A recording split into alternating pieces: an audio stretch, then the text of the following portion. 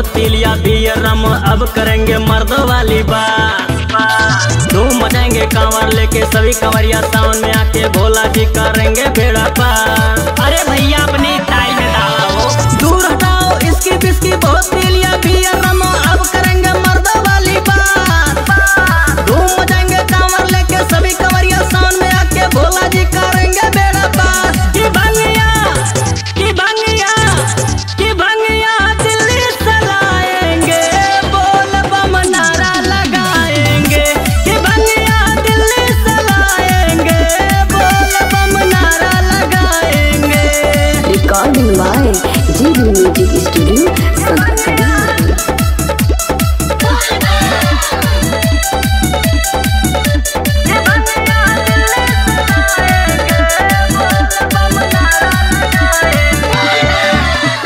भोले के स्टाइल में चीलम चढ़ाएंगे, धुएं का छल्ला बना के उड़ाएंगे। भोले के स्टाइल में चीलम चढ़ाएंगे, धुएं का छल्ला बना के उड़ाएंगे। की भंगिया की भंगिया की भंगिया दिल्ली चलाएंगे, बोल बम नारा लगाएंगे।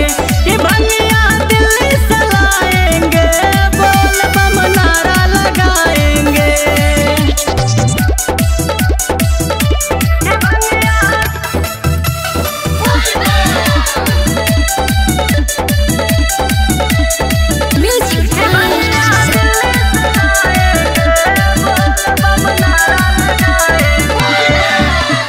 भोले के दीवानों को देसी छुड़ाएंगे, रिंकू रंगीला से भंगिया मंगाएंगे। भोले के दीवानों को देसी छुड़ाएंगे, रिंकू रंगीला से भंगिया मंगाएंगे।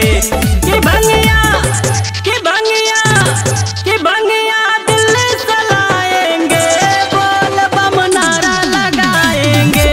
की भंगिया दिल्ली चलाएंगे, बोल बम नारा लगाएंगे।